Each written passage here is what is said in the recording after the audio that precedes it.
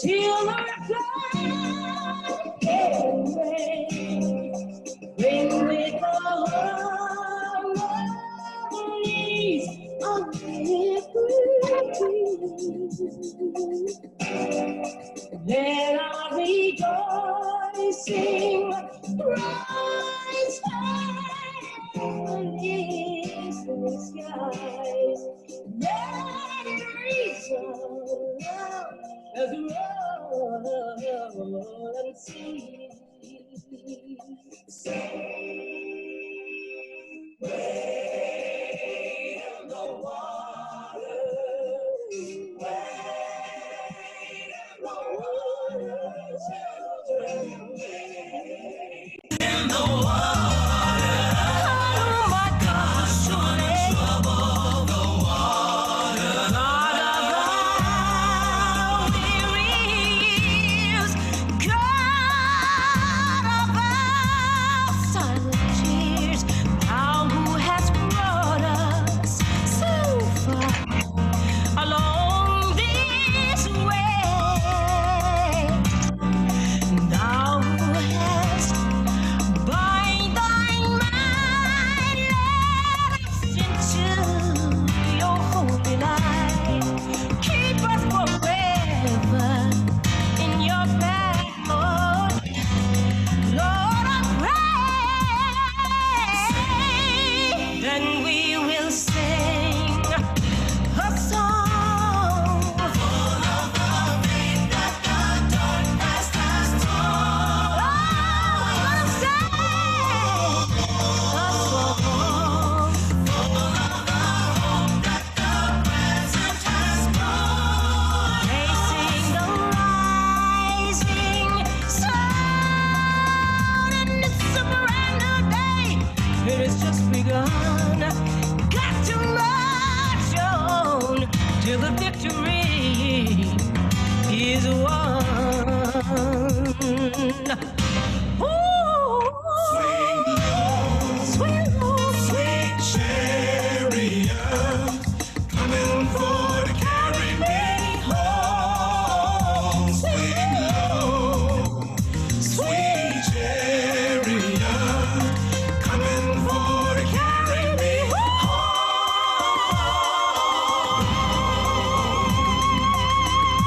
Ekorin, titi aye ate oru, luago,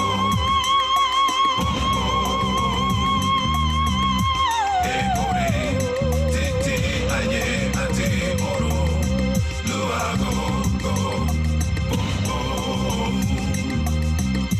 Ekorin, titi aye ate oru, luago,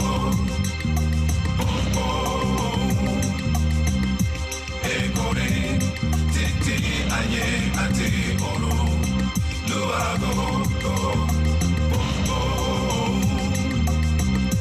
Ekorin, titi aye ate oru, luago, Ekorin, titi aye ate oru, luago. That was so powerful. That was just Miss Melba Moore with Lift Every Voice and Sing. Yes, I'm so excited. My name is Asia Sparks, the artist, actress, activist, representing Awoken Awakening, your girl, the spiritual gangsta. And I am so excited. For this week, for the Spark Plug Show, I am really excited because we have collaborated with PavarOpera for this virtual event, a Juneteenth Summit panel. You know, we do a lot of these panels, but this one is a specifically special panel because we have collaborated with PavarOpera for this virtual event, a Juneteenth Summit panel, recognizing Black voices in America, and our voices will not be silenced. This is the first of many collaborative events that I'm grateful to be hosting. So without further ado, I would like to introduce my special guest of panelists, okay? Recognizing Black voices in America that won't be silenced. This is first of many collaborative events that I am grateful to be hosting. My first special guest is a woman who has touched my heart. In school assemblies, we had special dedicated days to the Rwandan genocide and the millions of lives that were lost and taken during this tragic historical event. My special guest is a genocide survivor, and with all of her obstacles in life, she has decided to share her experiences in her book, Tested to the Limit, a genocide survival story of pain, resilience, and hope. And I'm talking about the great Consolee Nishimwe. Let me give you a round of applause. Okay, how are you, Consolee?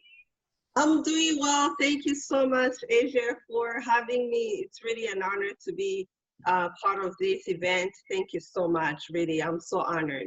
Thank you. The honor is all ours. Trust me, okay? Okay, so my next special guest has been organizing her community, touching the spirits and the lives of everyone she comes in contact with, introducing them to a conscious and awakened perspective on a better tomorrow. You may have seen her on CNN for Brooke Baldwin's American Women in Politics. You may have known her from her initiative, 20 Million Strong, aiding in the mobilization of women taking leadership roles, working with the United Nations. She's ran for the U.S. House Representatives and literally walked all over the world for peace. Author of books from the 90s, Diary of Now Time Prophecies, and now with her book, Awakening the Heart of the Beloved Community, I'm talking about global peace walker and visionary artist, Audri-Scott Williams. How are you, beloved? Oh, I am so excited and so honored to hear you, see you, and experience you. And I know this is going to be a wonderful trip that you're taking us on. You're welcome. Okay, so my next special guest is she's someone who's literally the backbone of her community. And I'm talking literally and figuratively, with a master's in public health, working on policies hand in hand with National Congress and Pennsylvania Health Equity, executive director of Black Women's Health Alliance, focusing on holistic health, mind, body, and spirit. Her mission has been to improve healthcare, identify and reduce health disparities experienced by women of color, activating, educating, researching, supporting her community with programs and services. I'm talking about none other than Miss Brenda Shenton-Dunston. How are you, Brenda? Thank you all so much for the opportunity to be here. And on this day of celebration of Juneteenth, I am so excited about it, and I look forward to our conversation and hopefully continuing the conversation in a collaborative way afterwards. Absolutely. Yes, thank you so much. Okay, and last but certainly not least, I was taught by him a lot of my values. He's taught me about how the world works in many ways. He's taught me a gentleman should let the ladies go first. He's told me stories about the sneakers turned into sandals, a lot of stories a lot of the times, and he's also told me about the time he was drafted with the Philadelphia Eagles, saying that he can afford his own pair of shoes now, from St. Louis, Missouri, drafted to the Philadelphia Eagles with an outstanding but uphill battle of a 12-year NFL career, Super Bowl XL champion, giving back through a family-built foundation, tackling together, giving back to families of the urban community, along with giving back with NBC to kids who suffer with cancer.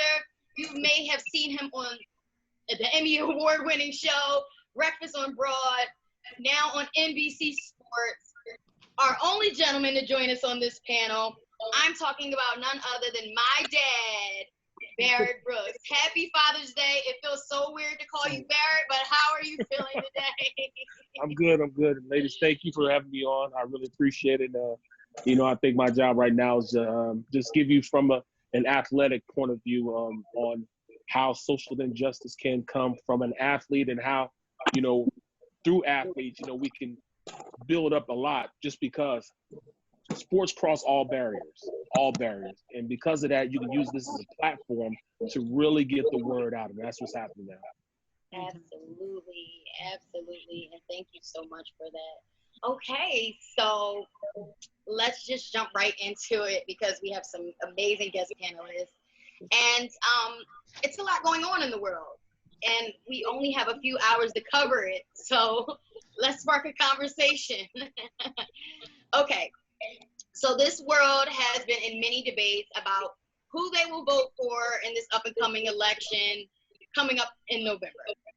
Okay, so we're not here to talk about who you're voting for, but recently Donald Trump had stated, and I quote, "Democrats are the problem. They don't care about crime and want illegal immigrants, no matter how bad they might be, to pour into and infest our country. Like MS-13. They can't win on their terrible policies. They can't win on their terrible policies, so they view them as potential voters." You know, there's a saying that states, if you don't learn from history, you are bound to repeat it. So my question is, how do you feel about the way that he addressed the public on Twitter by referring to immigrants as rodents or cockroaches that are infesting? Like, is there a way you wish our president would address the people of America instead of him having Twitter fingers, as the kids call it? So how do you feel about the way he addresses the public? And I would like to start with Consolee. Thank you so much for the question. So it's really hard and painful for me to even hear myself hear a leader using that kind of language, because coming from a country where words were the ones used to dehumanize us, that's the reason why we had a genocide. They began with words, calling us names, cockroaches and snakes. That's how they used to call us Tutsis in the country. So, and for me to hear someone, you know, as a leader trying to use words that knowing that it's dehumanizing other human beings. So, and it kind of takes me back to my history and why, you know, we had what we had in our country. So what happened, the reason why I lost many people in my family, because it was because of the leaders who use the words so that they can tell other people to, you know, to dislike other human beings simply because of who they were. So, and for me, I feel that people should be aware of, you know, other, you know, the history, and knowing that, you know, that kind of language is very scary, and it's important to make sure this leader knows that people know. And for me, it was hurtful and it's painful. And I think, and I'm so grateful that people are really speaking out, because they know in history that what this has led to. So maybe that's what I can say to that. Yes, thank you so much. And is there one thing that you wish our current president would, like, is there a way you wish our current president would address the people of America, Consolee? You can change anything. Which way would you prefer him to address the people of America? I think he should start listening and learning, educating himself, I think. So from what I'm realizing, I think he's trying not to listen to other people. He's trying to, you know, not listening, not educating himself. I think my advice is to educate himself and try to educate himself so that he can, change, his ways. I think it's that's what I can say. So I'm not very good with politics, but I try myself to use, using my through my own experience. I think it's important for him to listen, to listen to other people, to listen and educate himself. I think that's what I can say about that.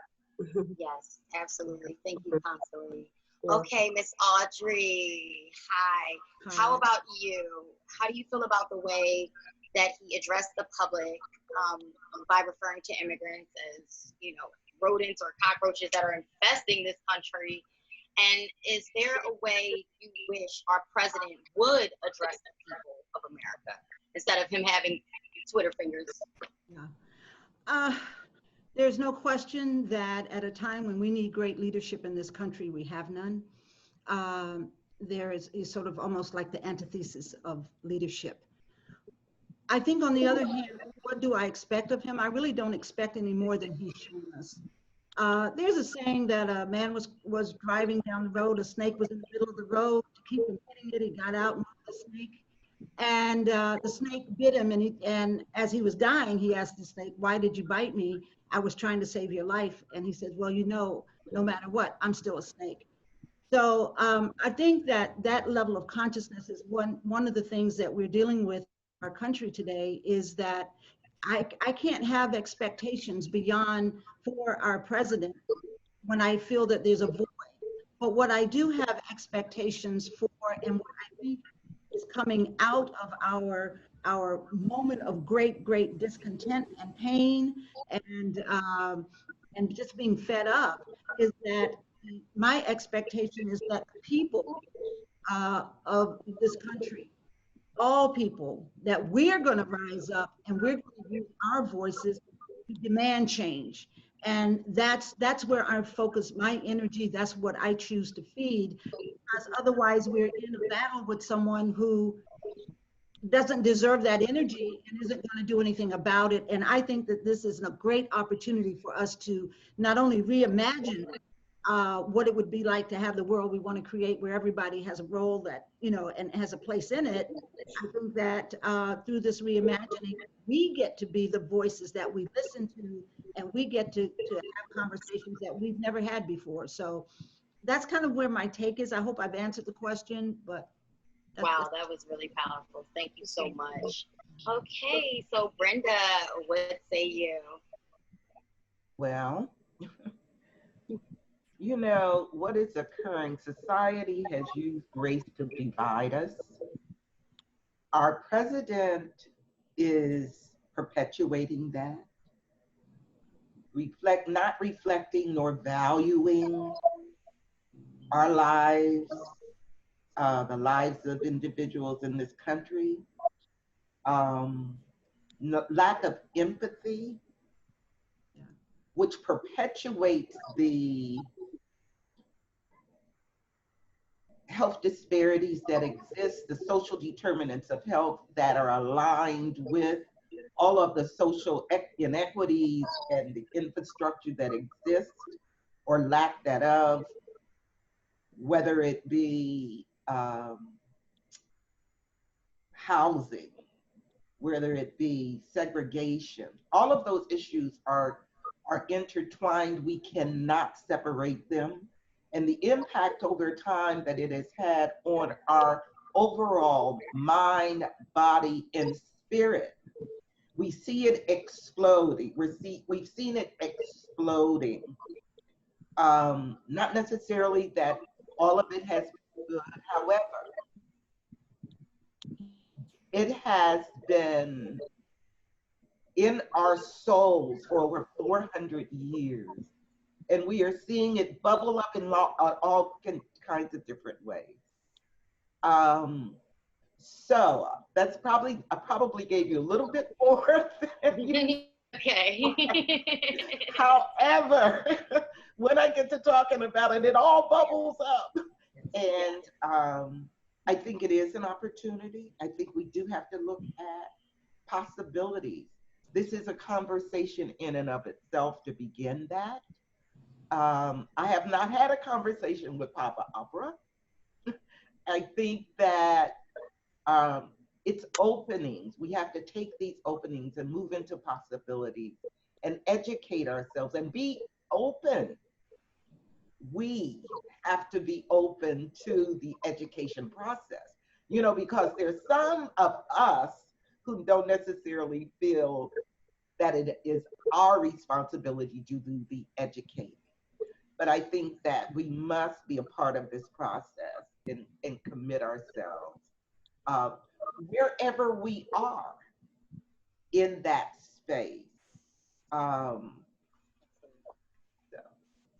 Absolutely. That was very well needed. We needed to hear that, okay? Yes. And this is a platform where you can be open and honest with your listeners and yourself. This is the perfect place to do it. So thank you so much. And last but certainly not least, Mr. Barrett Brooks. I just think, you know, we're in a we're not in the best time simply because we have a POTUS that thinks more as a Republican as opposed to being the commander-in-chief of our nation. You know, we're in divisive times right now. Instead of being the unifier, he's more of a divider. You know, we're not talking about giving anything but respect for us. You know, and that's what we're looking at. We need respect, and he gives no respect to anybody.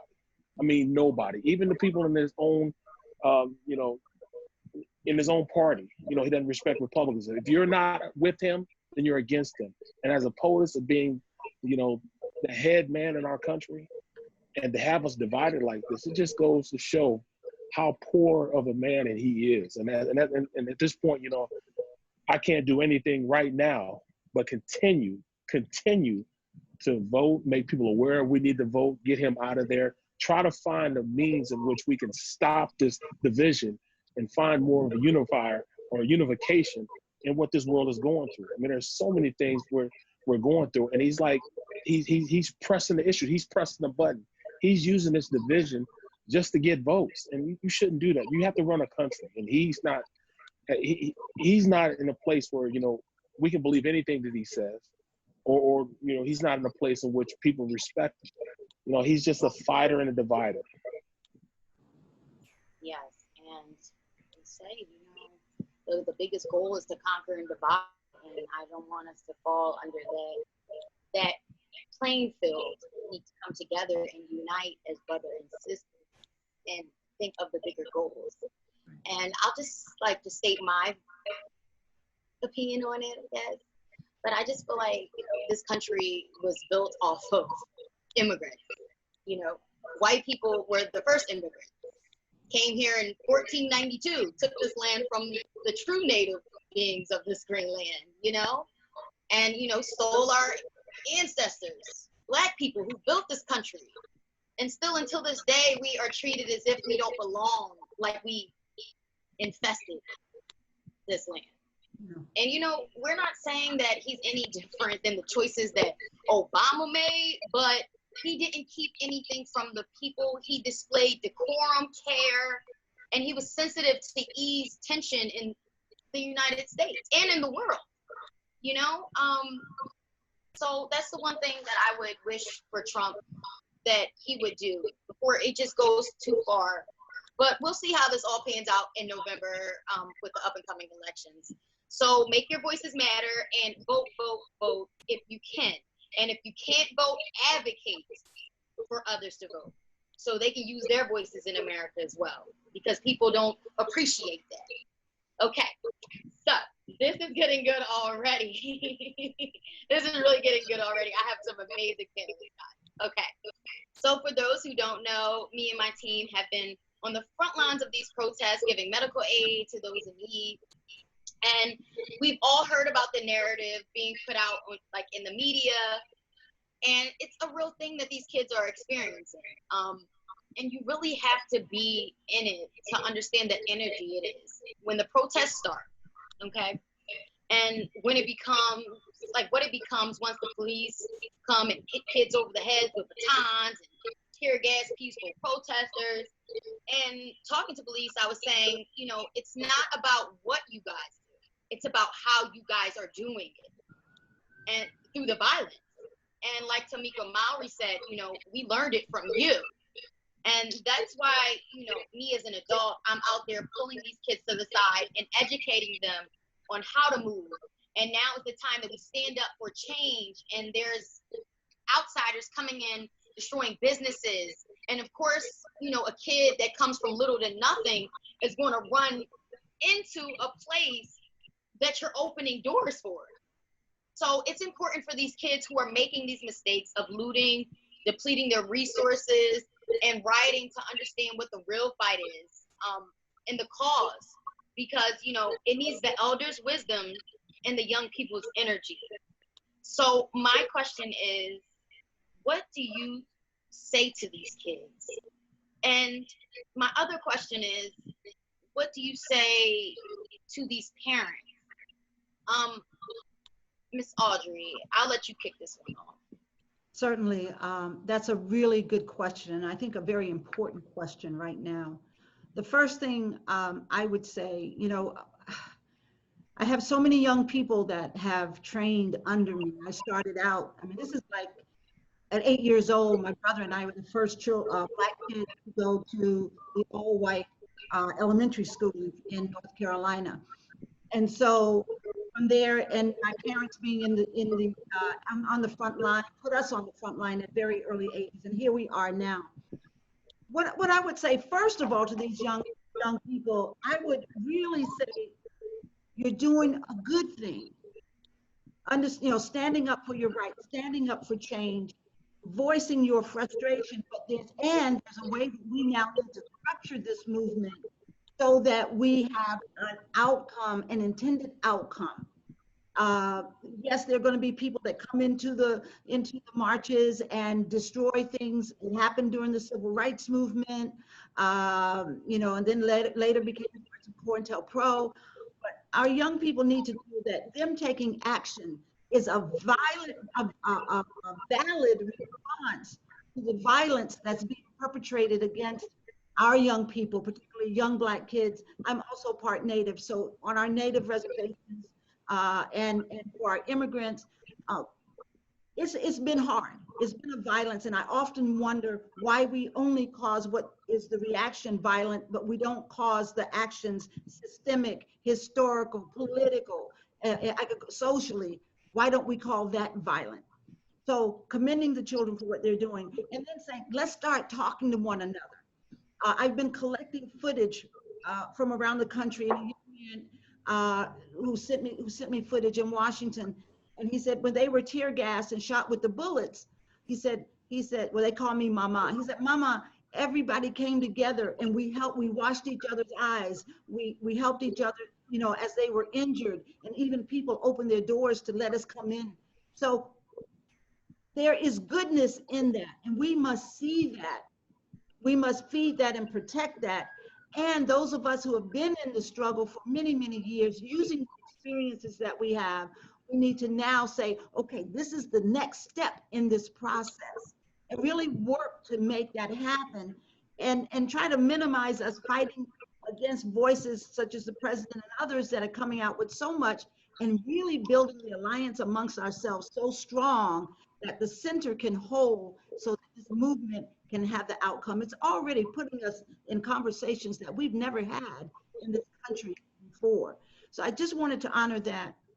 And also I wanted to say that for all of us, I really apologize. When I first had an opportunity to speak, I should have acknowledged Opal Lee, who has been on the front line to get Juneteenth recognized as a national holiday. She even walked to Washington when she was in her 80s, now 93. So I just wanted to honor her right now, and all those who have been on the front line. But our young people are doing what they're supposed to do at this time. You can't push people against the wall and not expect a pushback. And so we have to understand sometimes struggle looks hard, but it's what we do in the midst of that to organize and help our young people get a focus on where do we want to go here? How can we reimagine justice? How can we reimagine all the things that we need to do, all the systems to make this world work for everybody? Or our Let me give you a round of applause to honor those who are out here educating on the front line.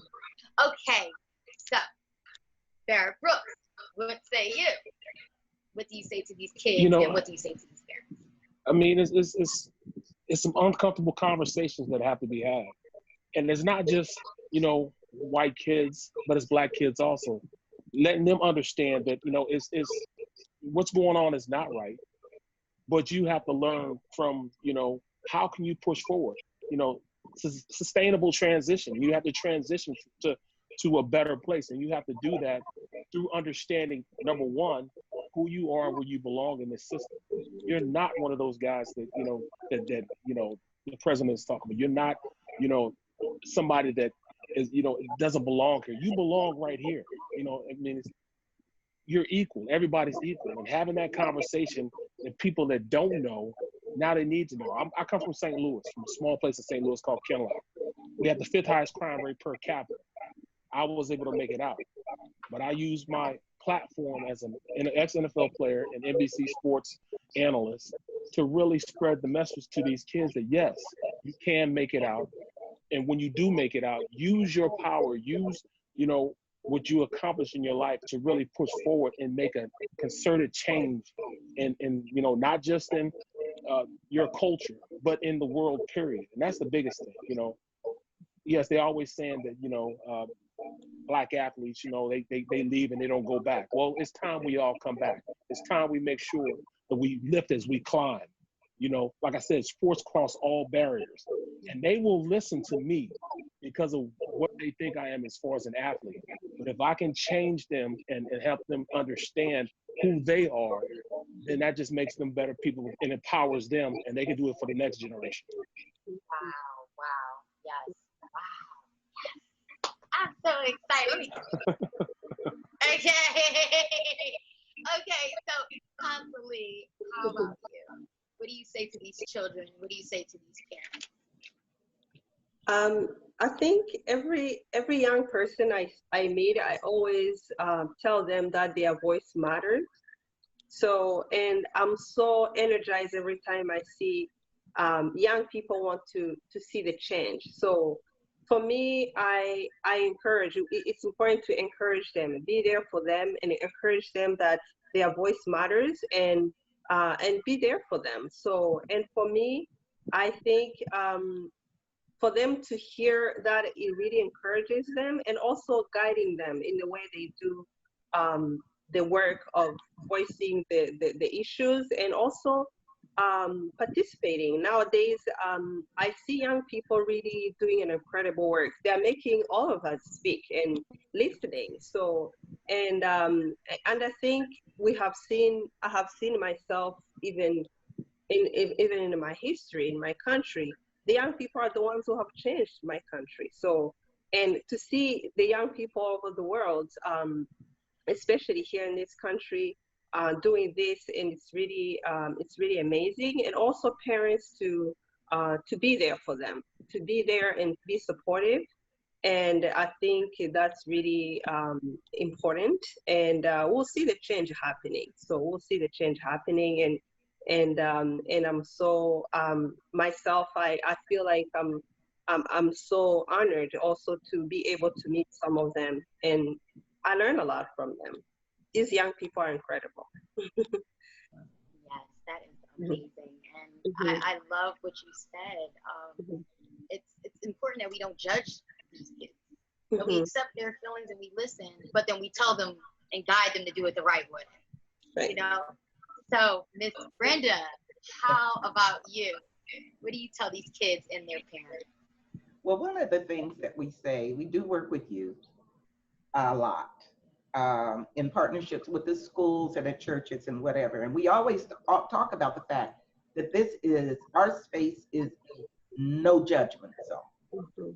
No judgment, offering them an opportunity to be open. I said, I thought about seizing the opportunity because to partner, I'm not talking about leaders, I'm talking about formal and informal leaders partnering with these youth to help share our history and help be there beside them. I was out on the forefront years ago. I guess you all can tell that I was probably there, but I was there. And it's a posture that you take. You have to be careful with that posture rather than you taking over and lead, taking over, but partnering with, sharing, and being supportive. There is a need for that. I see it though as an opportunity because it's an opportunity for educating around the political process and the importance of voting and the importance of knocking on those doors and people registering to vote and the opportunity for individuals who are in their last year of high school registering to vote and voting. So aligning with the leaders, I think there is an opportunity for it because ultimately we are moving towards policy development, advocating and developing policies that are going to shift the paradigm and remove some of these structural issues that are in the way.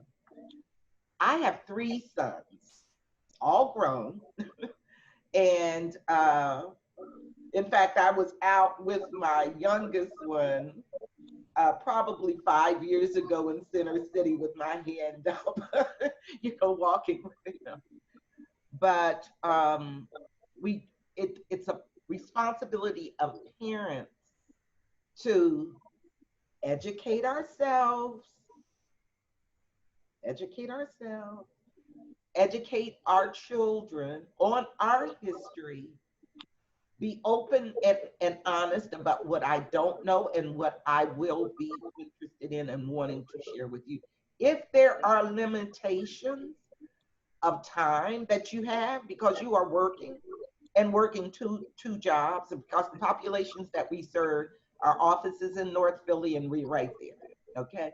And so, these are low wage workers, earners, et cetera, et cetera, et cetera. So try to get your children involved in those organizations in the community or with other leaders or with peers, individuals that can help in directly and indirectly.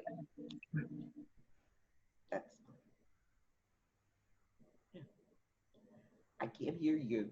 I can't hear you. I can't. Okay.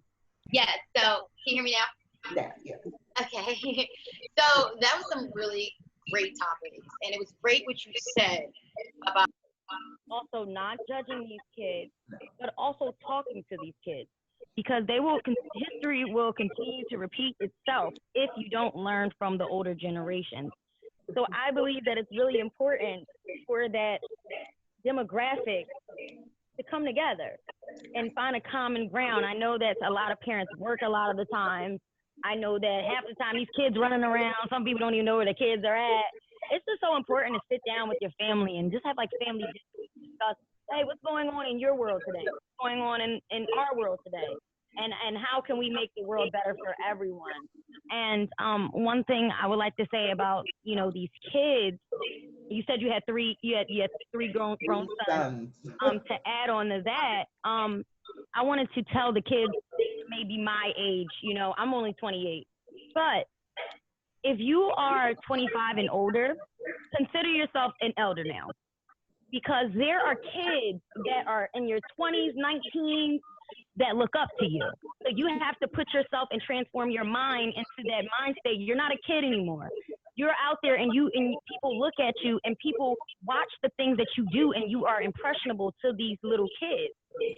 So just like it's my dad and you guys' responsibility to talk to your kids, it's also your kids' responsibility to talk to the little kids under them, because now they are the elder now. They're supposed to take what they learned from us to you guys and pass it forward and give it back and pay it forward to these kids. So I love that. I want to give you all a round of applause for that question, guys. Yes, I'm so happy. Okay. So really fast. We have been going through some pretty dark times right now, along with the protests, with COVID-19, and this is something that affects everyone, of course. and specifically urban communities, because resources are limited. Looting in your own pharmacies and grocery stores are depleting from your own resources. So my question is, what is the importance of talking to Black people, specifically within your gender, about health? So Brenda, I'll let you kick this one off. What is the importance of talking to women about their health? Whoa. Okay. We have a program called Primetime Sister Circle that there are 300 women who have gone through this program since 2015. They are still a group. We have had a support Zoom session 2 weeks ago. We developed a survey. The focus is mind, body, spirit. It was effective in reducing high blood pressure and weight, all of those COVID vulnerable factors that we are seeing. And so, yes, we must have the conversations. We also started a millennial, I want to talk to you, Asia, a millennial sister circle as well, basically for the purpose of the intergenerational approach. How can we come together, the women in the prime time, those 300 women, they were 40 and above. The millennial and are right behind them, but what is it that can be done by the millennials, health-wise, to curb that, flatten that curve, so that when they become 40, 50, that the same vulnerabilities around high blood pressure and weight, etc., has not occurred, because they have taken on self-care during their millennial time frame. And so that's where we are. It is an issue, though, that for us, being Black, nonprofit, that we do not receive the funding as others receive funding. And in fact, white-led organizations receive 26% more in funding than from foundations. You know, budgets are 76% less for Black nonprofits than for white.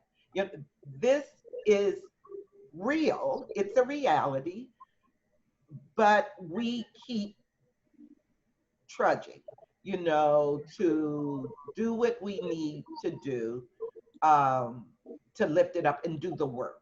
So all of this moves towards, when we talk about COVID-19, I'm sorry, I gotta go back, and the vulnerabilities and the health disparities. That's what we see, the crisis within a crisis that has been there for over 400 years. And the issues and opportunities that we were attempting to obtain funding to address some of these issues through, as a result of hearing the voices. The Millennial Sister Circle, we had focus groups with these women. They basically said to us what their issues are. Some were different than with the Primetime Sisters. Now, it's okay. And so we embraced that, but wanting to identify or obtain sufficient resources to make that evidence-based. We meet all the rules, we jump through all the hoops, and we meet all the rules. They are evidence-based, we have the data, etc.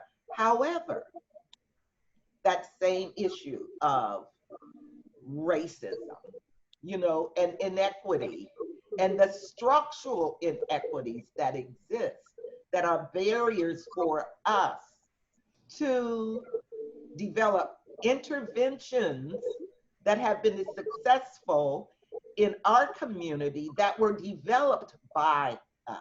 And that, yeah, so. Wow. Let me just give you another thing. When you said that should be developed by us, that's amazing, because when you go through nursing school, they teach you that the basis of Western medicine is based off of a 40-year-old white male. That's what most research is. And it's crazy because, on top of COVID-19, Black people, we go through sickle cell anemia, diabetes more than any other race.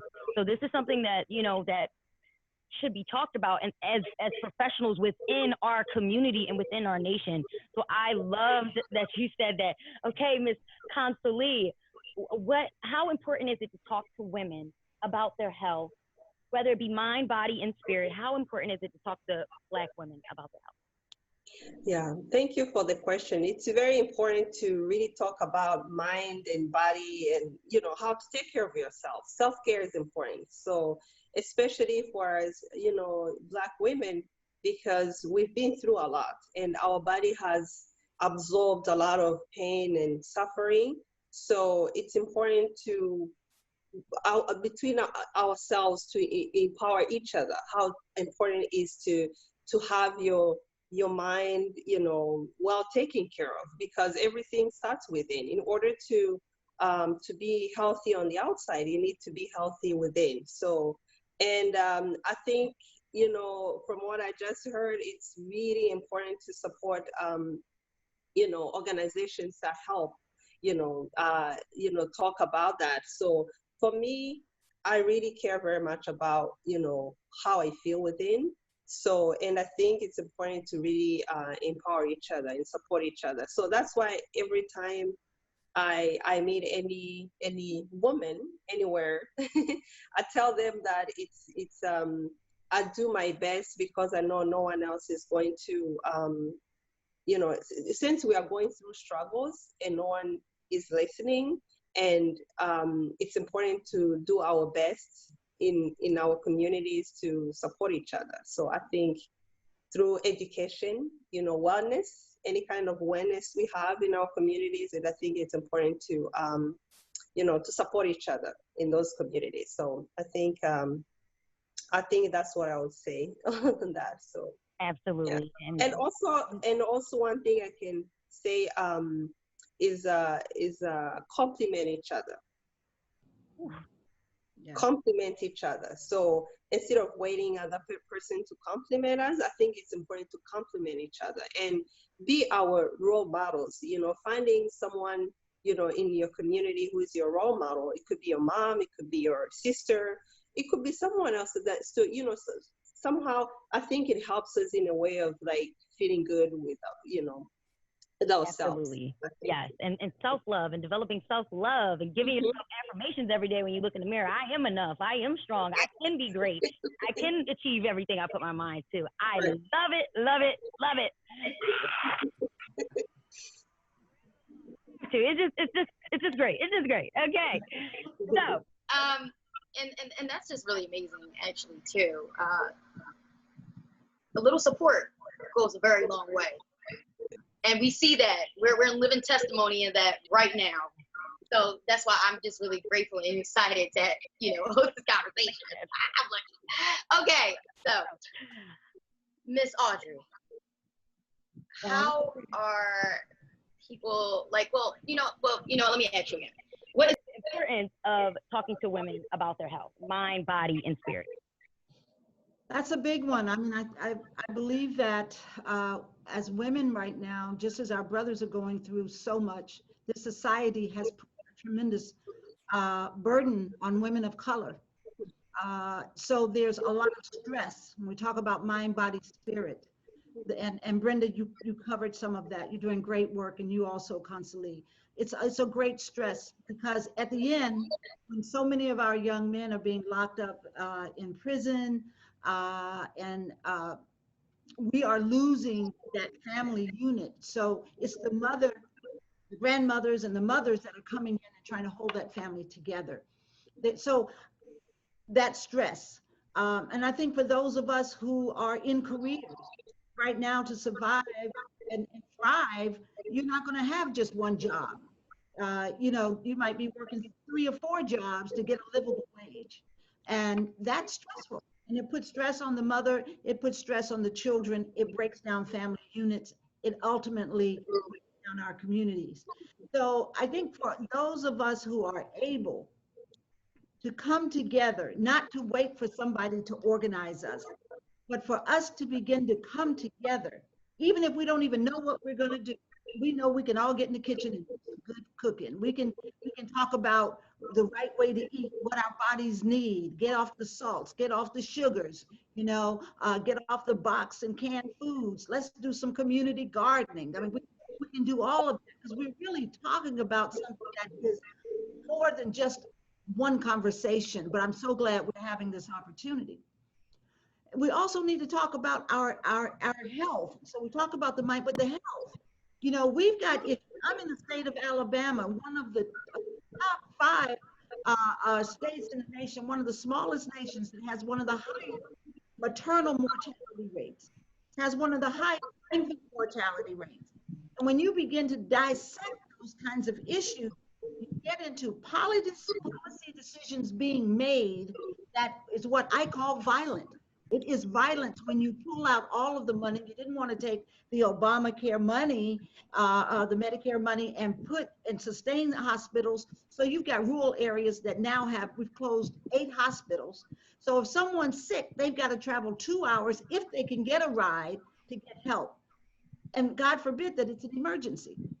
So we have to take those kinds of issues, looking at real facts. What are our rates in terms of diabetes? What are our rates in terms of sexually transmitted disease? What are our rates in terms of high blood pressure, cancer, mortality rates in terms of giving, you know, in relationship to giving birth? We've got to then get together and talk about, okay, this is the issue, but we've got to understand how to politicize this issue to encourage our people to get out there and vote. If you got a car, don't go to the polls by yourself. Every seat in your car should be full. And we can do that community by community. So we've got to understand the power that we do have and how we take these issues and politicize them in a way that then inspires people to vote. In other words, the power is in our hand. I think the other part of it that we have to look at when we're talking about women's issues, if you look at the rising number of women now who are being brought into the prison system as well, I'm just using that as an example. We've got to look at that. And those of us who have the capacity and the ability to understand that fully, like Brenda was talking about and Consolee was talking about, even you were talking about, we've got to help our communities learn how do we organize and structure ourselves so that we can have a safety net in place to help.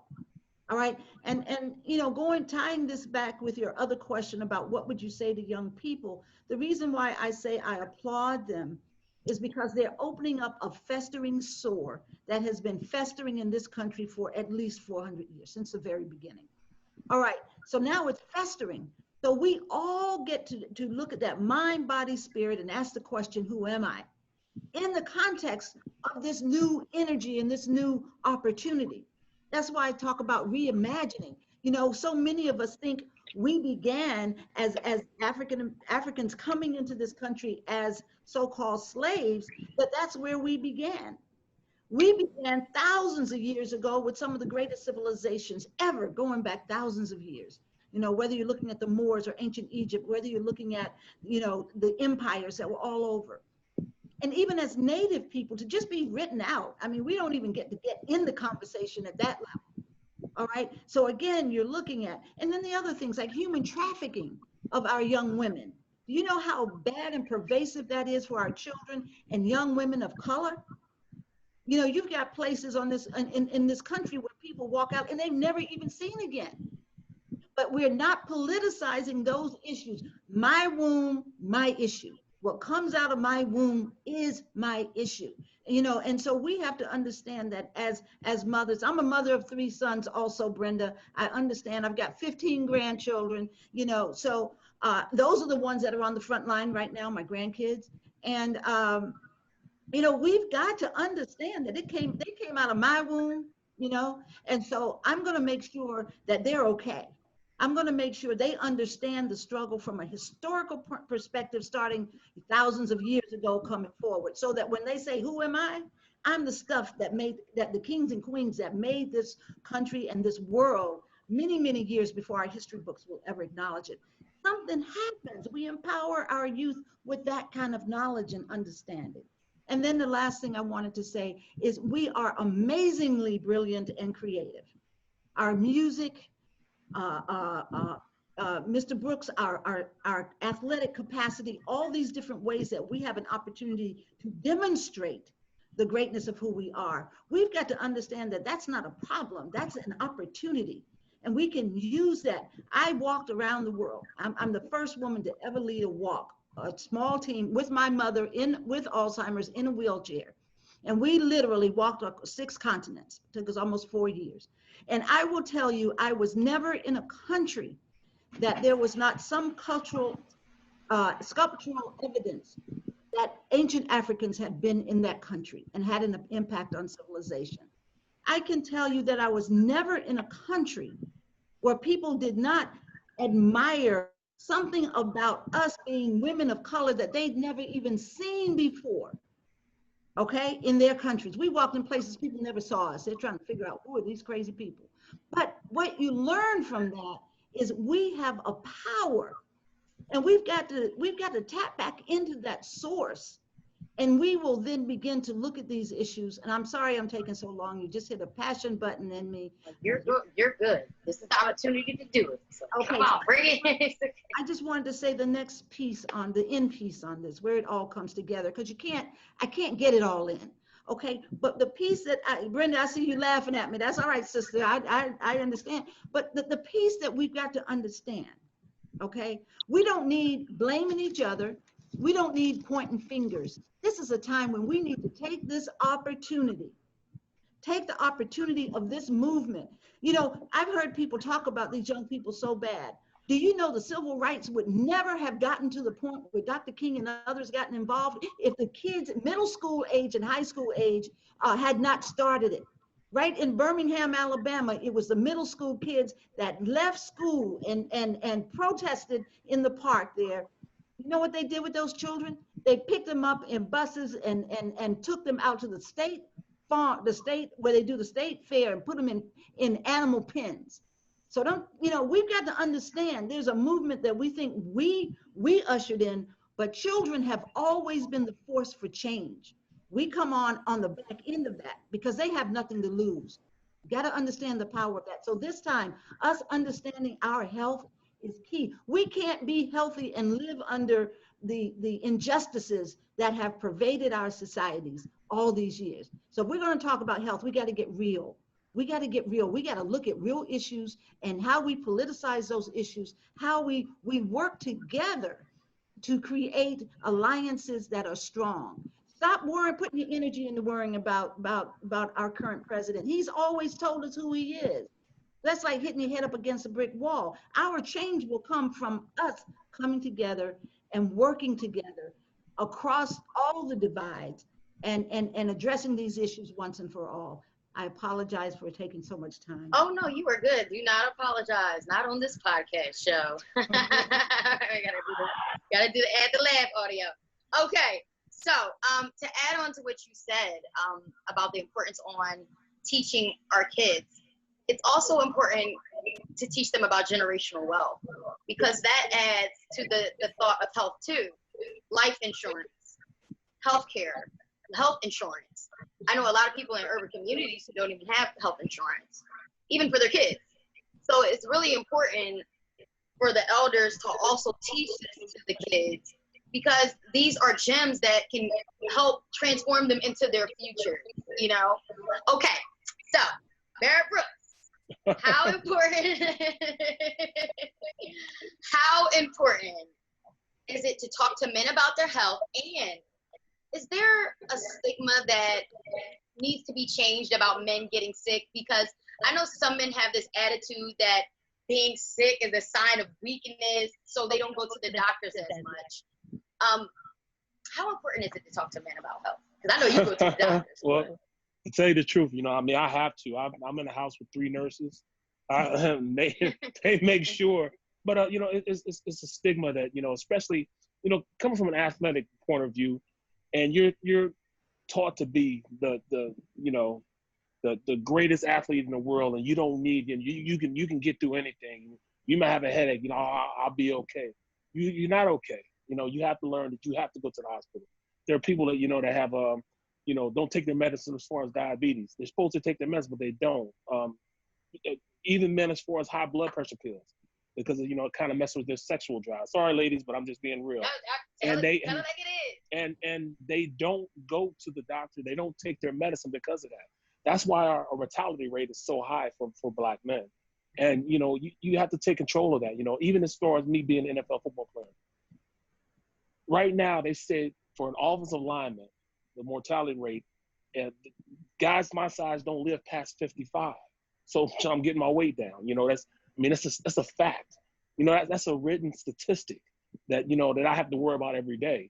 So, you know, I have sleep apnea. I go to sleep every night with my mask, but a lot of guys don't do it because I'm not wearing that mask, it's uncomfortable. I'd rather be uncomfortable for a couple hours than not live. You know, so those are little things, you know, that, you know, as a Black man, you got to worry about. You know, and then look at the inner cities. You know, a lot of the time, because the corona spreads so fast, it's because it's so congested. The areas are so congested, and so many people there that you know, that's why it spreads so fast. And then, you know, look at all the corner stores. Look at all the liquor stores. You know, you have a corner store in every corner in the hood, a liquor store in the other corner in the hood. I mean, those are things you don't find out here in the prosperous neighborhoods. Those are all things that are systemic that, you know, we face as men. And bottom line, we just got to listen to women, because they don't play going. You guys don't play going to, hey, something wrong. My pinky finger hurt. I'm going to the doc. I got to see what's wrong with it. You know, we got to take that same attitude. You know, health is wealth, and that's exactly, you know, what the ladies in my life. That's what they make me do. They said a wise man listen to women. I know that's right. Okay. Okay, so I'm just so excited by all of this Black excellence. I'm so excited about all this Black excellence. We all have many experiences in many different genres and industries. We have authors, we have athletes, we have educators, we have voices of the media, all coming together for a common cause and a goal to get our people on a collective consciousness, which allows them to transform into the future. And that's all, like, this is why I say all lives can't matter if Black lives don't matter. Okay? Okay, so my final question to you all is, how does your Blackness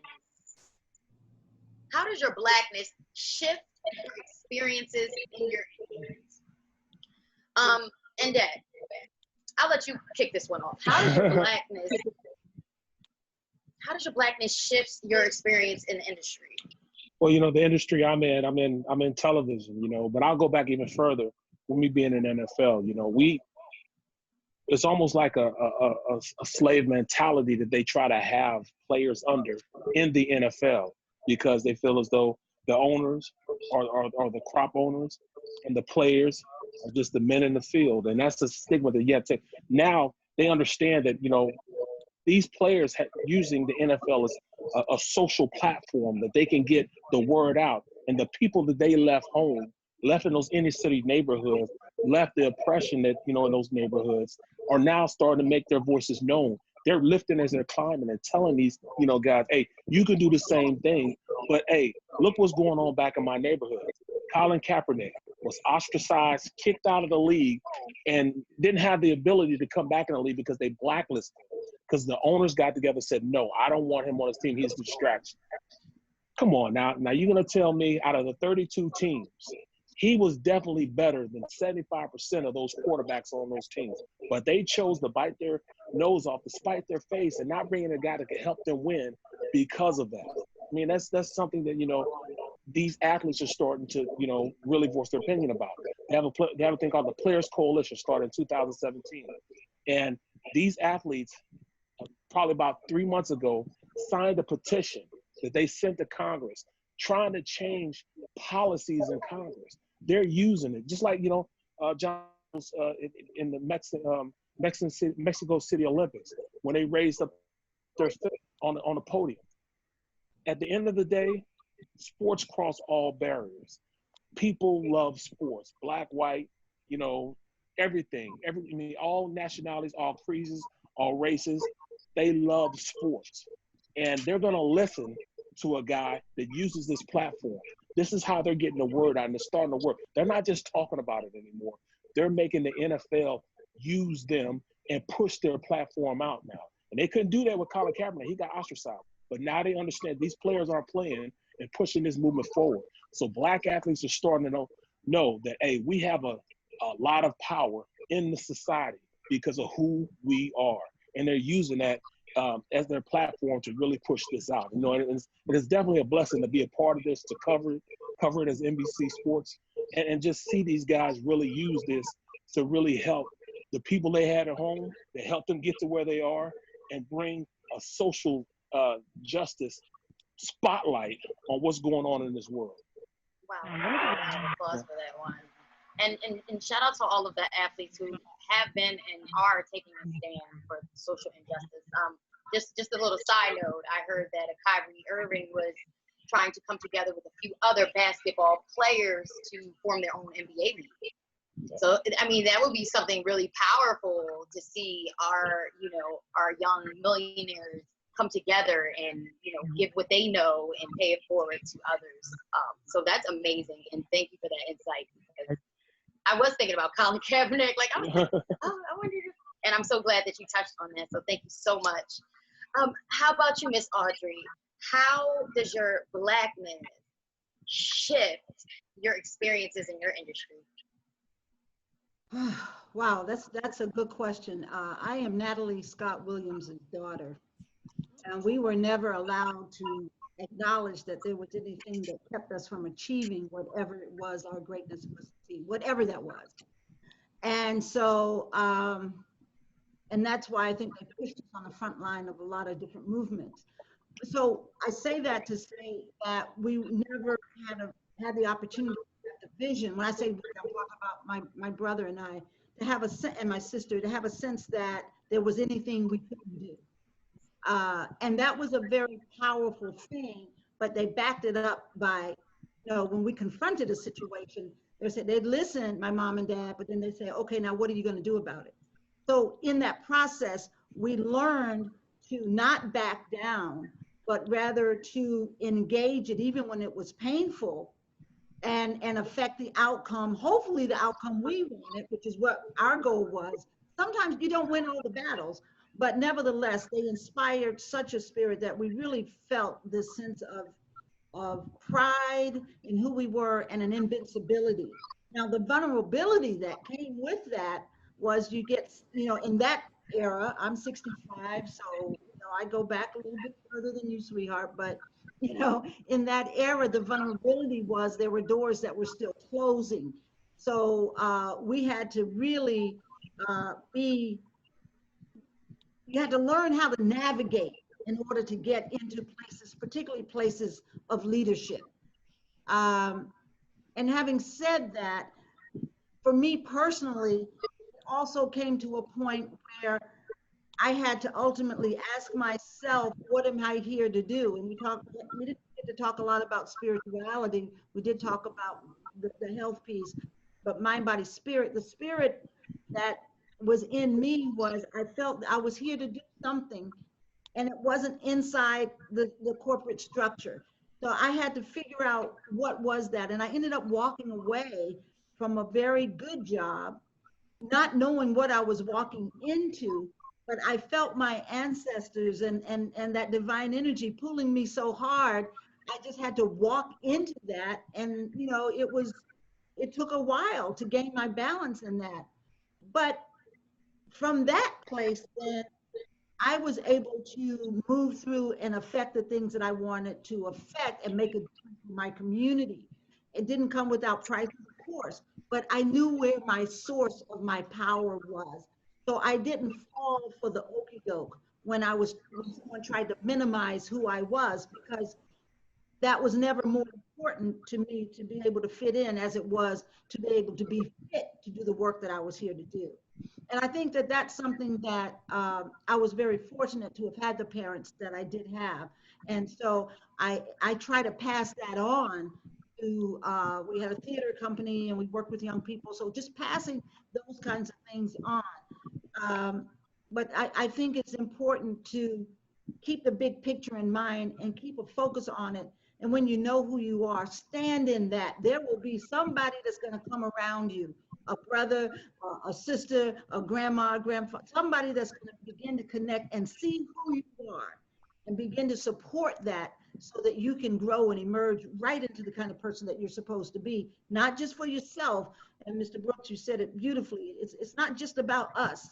When you get to be my age, you know, it's not about me now. I'm looking at how do I pour into someone else. So when I see someone that's got that spark, that's got that, you can't really name it. And, you know, you may not even see why it's there. And Brenda, I know you've confronted that with so many of the women that you've worked with. When you see it, you pour into them. What's in you that's good? What's in you that's solid? What's in you that you've learned? And then you back up and just kind of be there to support them because they've got to walk their walk, but they got to know somebody's standing there behind them. So for me, that's how I would answer the question. Wow. And that just touches on, you know, the importance of calling, finding your calling and finding your purpose and using every day to, you know, make things better in your world. So thank you for that. That was beautiful. Okay, Miss Consolee, how does your Blackness shift your experiences in your community, in your industry? Thank you. It's a very, very good question. So one thing I've learned, maybe in one word, wherever people see injustice, you must speak out because silence favors the perpetrators of that injustices. So maybe I can just sum up with that in just in one word. So. Right. Yeah, I've learned to speak up. So that's what I've learned. And I've learned from amazing people and who came before me. So, and for me, I think the more all of us, you know, the more you keep doing this, the more you encourage other generations. So, and I think for me, I feel like it's important to use our voice to speak for, you know, so that we can see the change happening in the world. So. Yeah, absolutely. And the message behind your voice as well. You know, that everything that you say and the reasons why you say it, it should be morally correct and it should be morally adding to the betterment and not the destruction of the minds of your people. So I feel that, and thank you so much. Miss Brenda, how does your Blackness shift your experiences in your industry? Once I opened myself to possibilities and allowed that to shape my movement, paths opened and opportunities occurred where I had an opportunity to acquire additional skills, additional responsibility, et cetera, et cetera, et cetera, but pushed me in a space where I am right now in working on the ground in the community, running a nonprofit that basically where I utilize every bit of skill, my management skills, running nursing homes, my, you know, places, how to raise money, fiscal, I use all of that. But to be honest, this is where my most rewarding experience.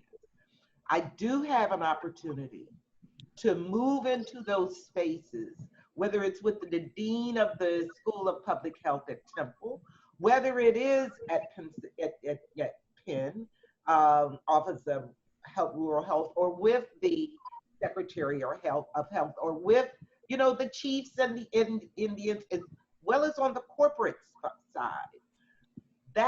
those experiences provide me an opportunity to share and to articulate and advocate, but as well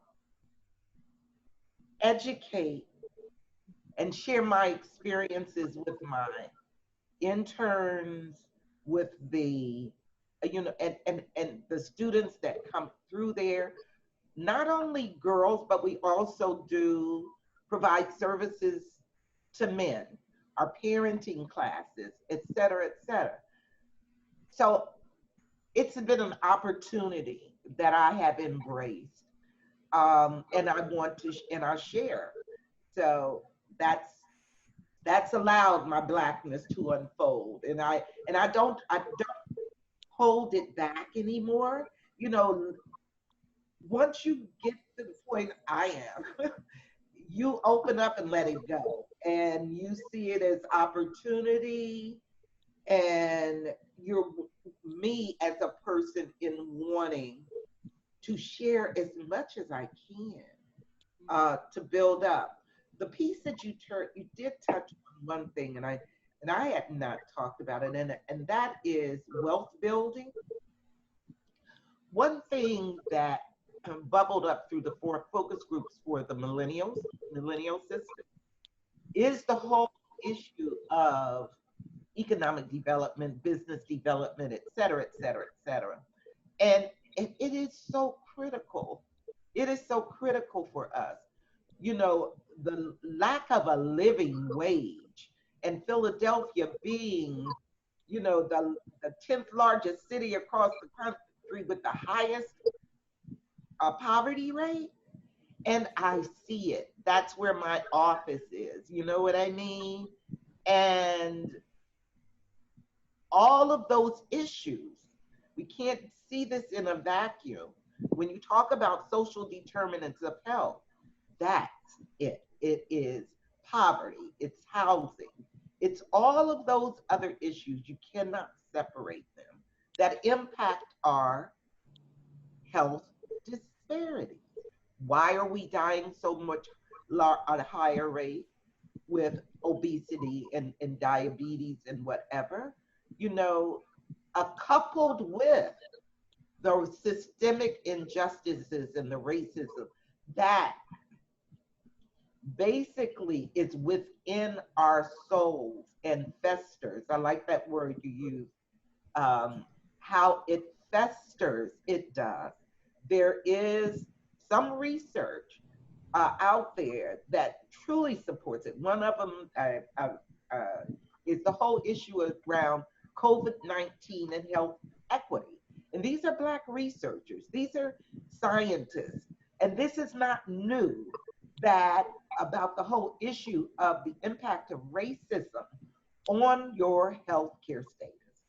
It is proven, but once again, it goes back to whether that gets the light shined on it or not. We have to lift it up. We have to lift up that, yeah, well, there are some issues. The maternal mortality is horrible. Infant mortality is horrible. Why? You know, yes, there are all those issues. Racism and systematic injustices is a element of it. It's not, say, the only element. We must also self-care. We've got to rise above it. We have to rise up in spite of all of the issues that we are confronted with, because it is us and our community and our children, you know.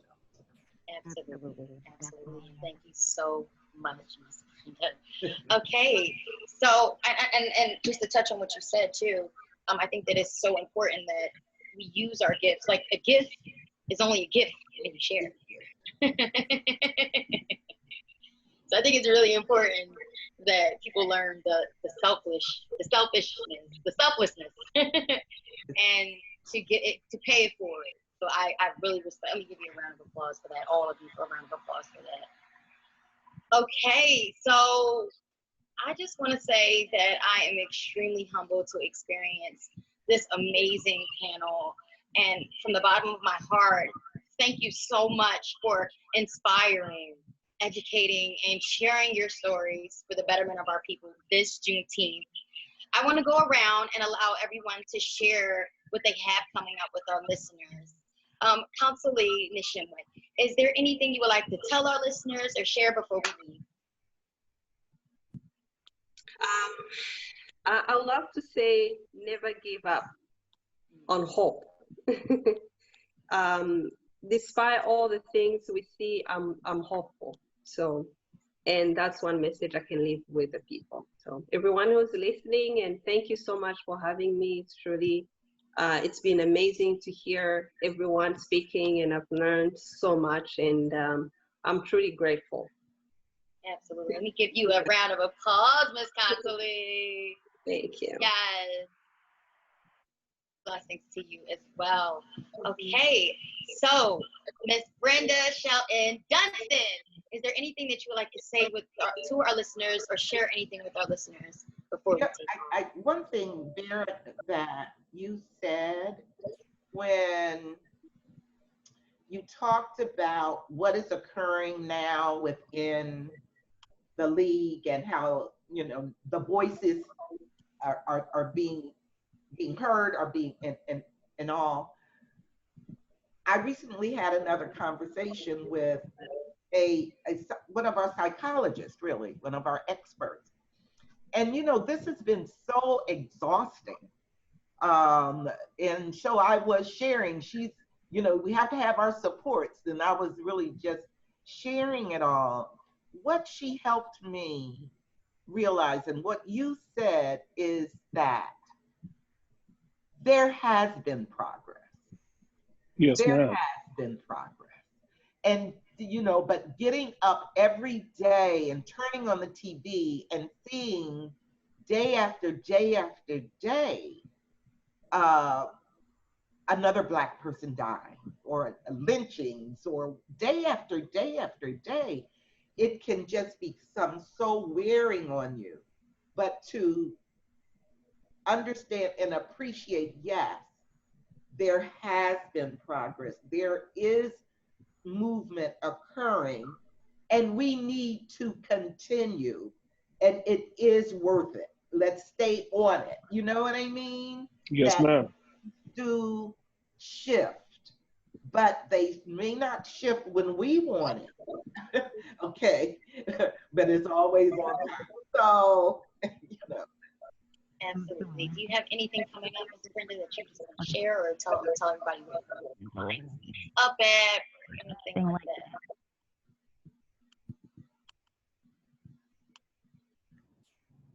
Okay. I probably had some audio. Oh no. Okay. How about you, Miss Audri-Scott Williams? Is there anything you would like to share with our listeners before we go? I think just sort of summarizing some of what I've heard and said for me, I would just like to share with our listeners that, you know, what we give our attention to is what we're going to put our attention in. So that if we are stuck to this TV during this time and not really engaging in something, then what we're going to be putting out is more of that energy that's going out. I hope, you know, what feeds us is what we feed to others. So let's be mindful about what we are giving our attention to, so that it should be lifting us up and building us up, not tearing us down. Because the media has its own spin. That's not a negative thing. They're doing what they're supposed to. Yeah. But discernment, and because when we talk about mind, body, and spiritual health, if you're glued to the television and hearing all of these different things and hearing, you know, different commentators and so forth, that gets in your body, it gets in your mind, and you start to feel helplessness, or you get angry and you don't know how to then what to do with that. So I would just like to share in the end is it's really important that we take care of ourselves for this time. We're going to be here for a minute because it's going to take a minute for the conversations to evolve. And that's what I'm holding, that our conversations begin to evolve at deeper and deeper core levels, and that evolving then with changes, systemic changes, removing implicit biases and removing a lot of how we are structured within our country that either fosters life or takes life away.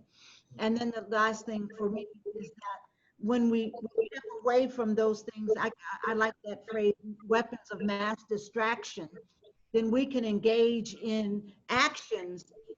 We can get out and vote. We can go door to door and not just say vote, but say, look, we'll have real conversations with people of all ages and all genders, and realize how important that is, so that when we go to the poll, we're not just voting for somebody, we're voting for a full agenda.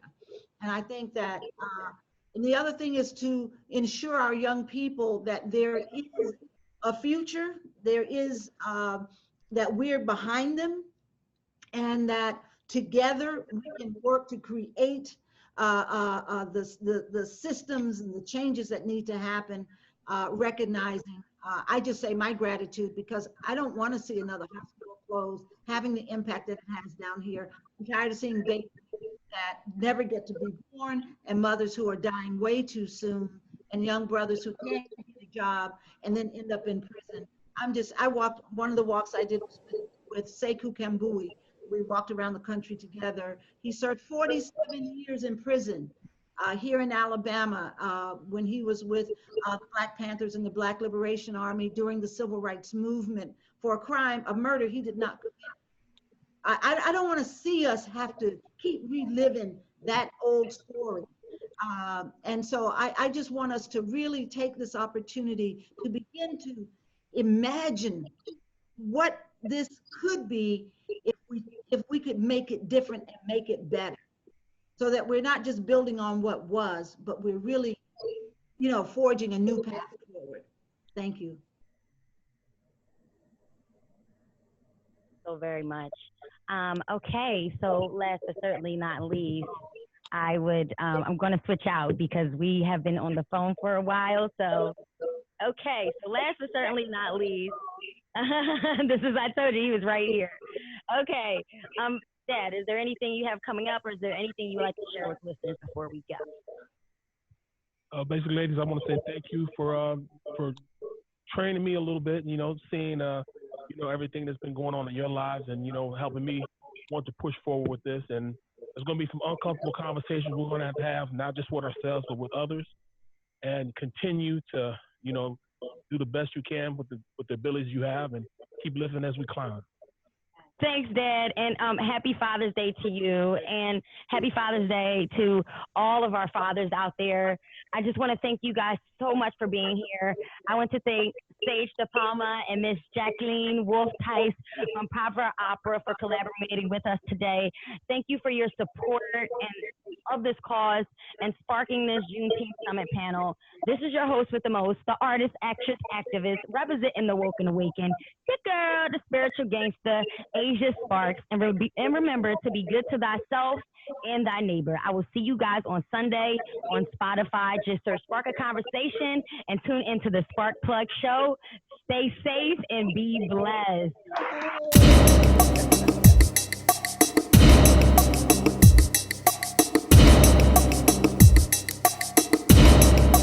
Lift every voice and sing till earth and heaven ring, ring with the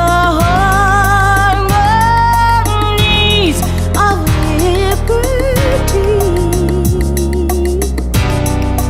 Let our rejoicing rise high as the listening skies.